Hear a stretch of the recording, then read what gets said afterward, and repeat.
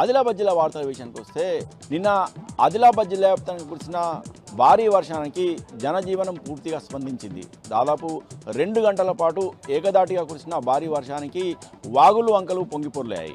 అయితే జైనత్ మండలం తర్నం వాగు వద్ద లో లెవెల్ వాగు దత్తుండగా లక్ష్మీపూర్కు చెందిన దత్తు అనే యువకుడు గల్లంతయ్యాడు. గల్లంతైన యువకుడి ఆచూకీ కోసము జాలర్లు ప్రయత్నాలు చేస్తున్నారు. ఈ తర్నం బ్రిడ్జి నిర్మాణంలో నిండుగా నిర్లక్ష్యం కనిపిస్తుందని బీఆర్ఎస్ పార్టీ జిల్లా అధ్యక్షుడు మాజీ మంత్రి జోగు రామన్న ఆవేదన వ్యక్తం చేశారు. స్థానిక ఎమ్మెల్యేతో పాటు కాంగ్రెస్ నాయకులు అలాగే ప్రభుత్వం నిర్లక్ష్యం కారణంగా ఈ తర్నం లో లెవెల్ బ్రిడ్జ్ నిర్మాణం పూర్తి కాలేదని ఆయన ఆరోపించారు.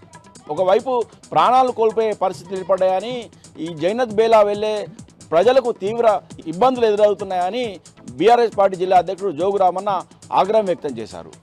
ఇప్పటికైనా ఈ బ్రిడ్జి నిర్మాణం కోసం ప్రత్యేక చర్యలు తీసుకోవాలని జోగురామన్న ఈ సందర్భంగా డిమాండ్ చేశారు. అయితే వాగులో గల్లంతైన దత్తుకు 25 లక్షల రూపాయల నష్టపరిహారం చెల్లించాలని ప్రభుత్వాన్ని డిమాండ్ చేశారు. ఇక నిర్మల్ జిల్లా వార్తల విషయానికి వస్తే నిర్మల్ జిల్లాలో గత వారం రోజులుగా కురిసిన అకాల వర్షాలకు తోడు నిన్న కురిసిన భారీ వర్షానికి ధాన్యం అమ్ముకోవడానికి రైతులు పడరాని పాట్లు పడుతున్నారు.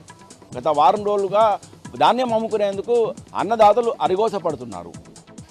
గత వారం రోజులుగా ధాన్యం అమ్ముకునేందుకు రైతులు వరి ధాన్యం కొనుగోలు కేంద్రాలనే ఉండాల్సిన పరిస్థితులు ఏర్పడ్డాయి.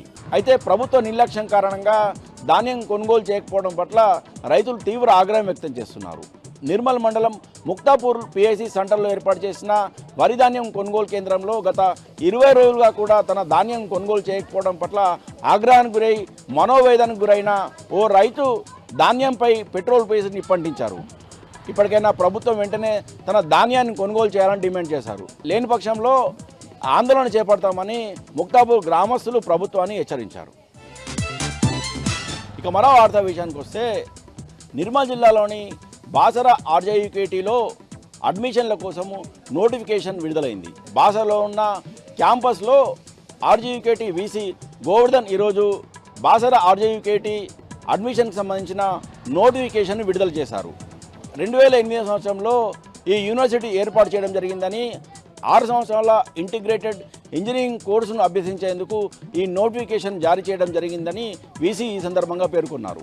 అడ్మిషన్కి సంబంధించిన మరిన్ని వివరాలను ఆర్జీయుకేటీకి సంబంధించిన వెబ్సైట్లో పొందుపరచామని, ఆన్లైన్ ద్వారా విద్యార్థులు దరఖాస్తు చేసుకోవాలని పేర్కొన్నారు.